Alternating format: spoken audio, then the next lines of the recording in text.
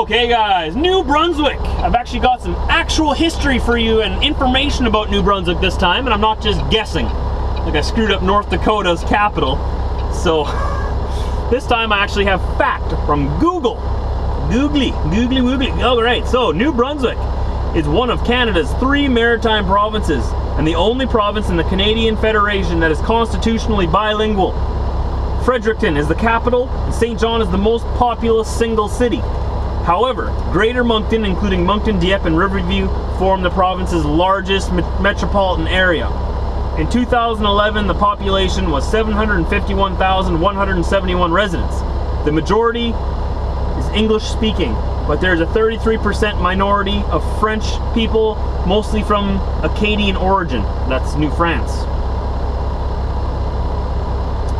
The original First Nations inhabitants of New Brunswick were members of 3 distinct tribes. The largest tribe was Mi'kmaq, and they occupied the eastern coastal areas of the province. Metapenakiek, the Red Bank First Nation, inhabited the western portion of the province. And the smaller Passamaquoddy tribe occupied lands in the southwest of the province. And okay, some history here of the Acadians. You wonder, who's the Acadians? Who's this? What's this New France all about? Although it is possible that Vikings may have reached as far south as New Brunswick, the first known European exploration of New Brunswick was that of French explorer Jacques Cartier in 1534, who discovered and named the Bay of Chaleur.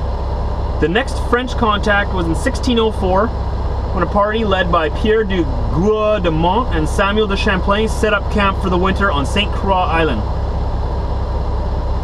between New Brunswick and Maine, USA.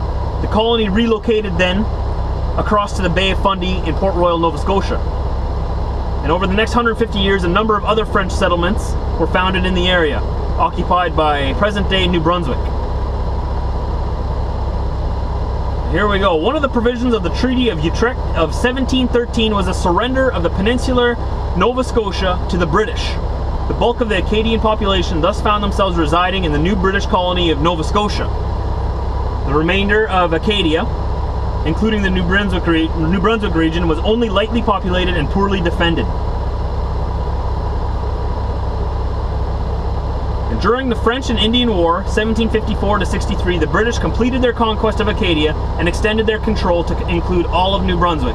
Fort Beausejour, Fort Mentagouche, and Fort Gaspereau were captured by the British force commanded by Lieutenant Colonel Robert Monckton in 1755.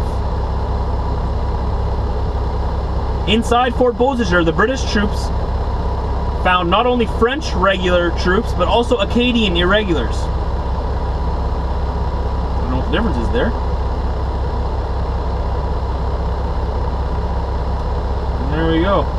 Oh, because they found Acadian fighters with the actual French fighters, Nova Scotia used that discovery to pretext for the order of expulsion of the Acadian population from Nova Scotia. So they found out, hey, the Acadians are fighting against the British, we're going to kick them out of Nova Scotia too. So that's why they're not in Nova Scotia anymore. Interesting. After the 7 Years' War, most of the present-day New Brunswick and parts of Maine were absorbed into the colony of Nova Scotia and designated as Sunbury County. New Brunswick's relatively isolated location on the Bay of Fundy, away from the Atlantic coastline, proper tended to discourage settlement during the post-war period. Interesting, eh? Interesting. There's a whole bunch more history here you can look up on Google. But what it looks like, New Brunswick started off as a French colony. They called it Acadia, New France. That's what all those flags are all about that I've been talking about. It's a flag of France with the big star on the top left, right? That's Acadia, that's the original French settlements.